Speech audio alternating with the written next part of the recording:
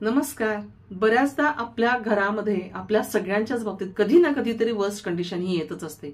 अशी परिस्थिती निर्माण होते की त्या परिस्थितीमध्ये आपण नेमकं कसं वागावं, कसं बोलावं हे आपल्यालाच भान राहत नाही. आणि अशा वेळेला आपण ते भान न राहिल्यामुळे कुणाजवळ तरी ते बोलून जातो आणि मग त्या गोष्टी सगळ्यांच्या कानोपकानी होतात. आणि विनाकारण नंतर आपल्याला असं वाटायला लागतं, पश्चाताप व्हायला लागतो की अरे आपण उगाचच ह्या गोष्टी बोललो, ह्या गोष्टी आपण बोलायला नको होतं. आणि त्यामुळे हा पश्चाताप होऊ नये तर येणारी परिस्थिती प्रत्येकाच्यावर कधी ना कधी येत असते, तर तिला आपण कसं हँडल करायचं हेच मी आज इथे सांगणार आहे. मी ॲडव्होकेट सुषमा तुमच्या सगळ्यांचं माझ्या हेल्दी आणि लिगल हेल्पलाईन मध्ये स्वागत करते. तर मंडळी, आपल्याकडे खूपदा असं होतं की आपल्या सोबत अशा अप्रिय घटना घडतात, अशा काहीतरी व्यक्ती आपल्या आयुष्यात येतात की ज्यामुळे आपल्या आयुष्याला खूप वेगळी कलाटणी मिळते आणि म्हणून आपण खूप गांगरून जातो, बावरून जातो किंवा अशी परिस्थिती निर्माण होते आपल्या बाबतीत की आपल्याला काही कळत नाही कसं वागायचं, काय करायचं. तर त्याच्या मी 10 टिप्स इथे देणार आहे, त्या तुम्ही जरूर ऐका आणि त्या तुम्ही फॉलो करा. पहिली गोष्ट आणि महत्वाची टिप म्हणजे ही आहे की सतत हसतमुख राहा. आता हसतमुख राहायचं म्हणजे नुसतंच हा हा हा करत हसायचं नाही. तुम्ही म्हणाल की काही कारण नसताना उगाच कसं काय हसतमुख राहणार. हसतमुख राहायला काहीही कारण लागत नाही. आपण छानपैकी हसू शकतो. आपलं चेहरा हसतमुख असेल तर आपल्याला एक आत्मविश्वास वाटतो. आणि आपण जर चेहरा हसतमुख ठेवला तर आपल्याला आपल्या एक मनाची शांती आपल्याला मिळत असते. दुसरं म्हणजे असं की आपल्याशी कोणीही वैरभावनेने वागत असलं तरी आपण त्या व्यक्तीबद्दल वैरभावना ठेवायची नाहीये, कारण की वैरभावना ठेवल्यानंतर आपल्या मनामध्ये सतत तेच विचार घोळत राहतात.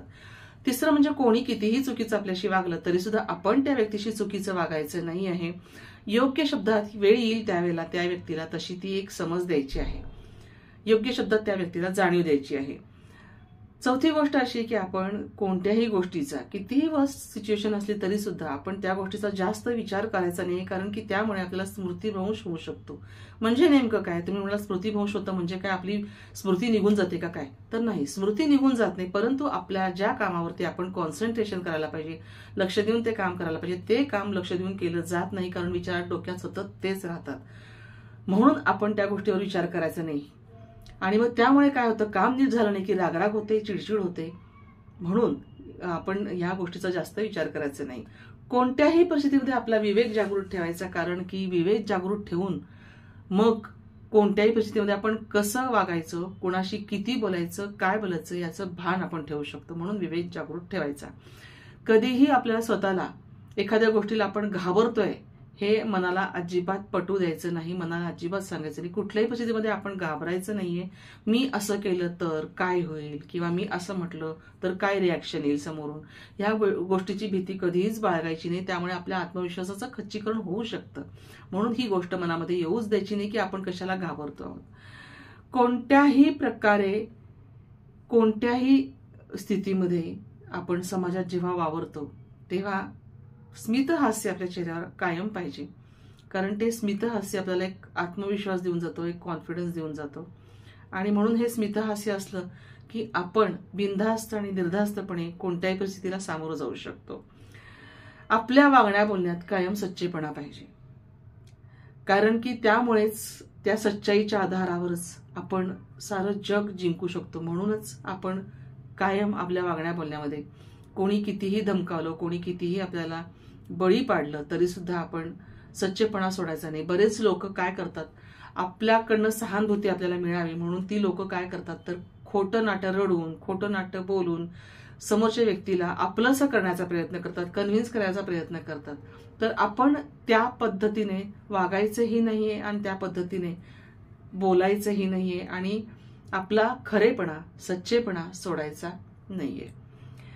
सगळ्यात महत्वाची टीप आणि 10वी टीप अशी आहे की जिथे गॉसिप चालू असेल तिथे आपण उभं सुद्धा राहायचं नाही, थांबायचं सुद्धा नाही. आता गॉसिप म्हणजे काय, की ज्या व्यक्तीबद्दल, म्हणजे एखाद्या व्यक्तीबद्दल साधारणपणे सगळ्या लेडीज किंवा मुली जवळ आल्या की एकत्र आल्या की त्यांच्यामध्ये ना कोणाबद्दल तरी गॉसिप हे सुरू होतं. तर गॉसिप सुरू होतं म्हणजे नेमकं काय होतं, तर एखादी गोष्ट चढवून करून सांगणे. प्रत्यक्षात ती आहे की नाही हे कुणालाही माहित नाही, पण तरी सुद्धा ती गोष्ट चढून करून सांगणे म्हणजे त्याला म्हणतात गॉसिप. त्या व्यक्तीबद्दल ते खरंच सत्य आहे की नाही हे जाणून न घेता आपण त्या व्यक्तीबद्दल असं बोलणं हे अतिशय चुकीचं आहे. आणि जर कोणी बोलत असेल तरी सुद्धा तिथे थांबणं तर त्याही पेक्षा चुकीचं आहे. आणि म्हणून जिथे गॉसिप चालतं तिथे आपण अजिबात थांबायचं नाहीये, ज्यामुळे आपले सुद्धा मनातले जे विचार आहेत ते कलुषित होतील आणि म्हणून त्या ठिकाणी आपण थांबायचं नाहीये. ही सगळ्यात आणि महत्वाची टीप होती. तर मैत्रिणींनो, मी आज ह्या तुम्हाला 10 टिप्स इथे दिलेल्या आहेत. ह्या 10 टिप्स जर तुम्ही फॉलो केल्या तर नक्कीच तुम्हाला याचा फायदा होईल आणि तुमचं सगळं पुढचं आयुष्य हे सुखकर जाईल, आनंदाचं जाईल आणि तुम्हाला त्याच्यातनं खूप काही समाधान मिळेल की अरे आपण जे काही वागतो आहेत हे वागणं आपलं खूप व्यवस्थित आहे, बरोबर आहे, छान आहे आणि आपण असंच आयुष्यभर वागायचंय. ह्या 10 टिप्स खूप मोलाच्या आहेत, या तुम्ही लक्षात ठेवा. तुम्हाला हा जर व्हिडिओ आवडला असेल तर नक्की लाईक करा, हा सगळ्या मैत्रिणींना शेअर करा. त्याचप्रमाणे तुम्ही जर नवीन असाल ह्या चॅनलवर तर सबस्क्राईब करून बेल आयकॉनवर क्लिक करा, म्हणजे नवीन पुढचा व्हिडिओ तुम्हाला नवीन माहितीसह नक्की उपलब्ध होईल. धन्यवाद.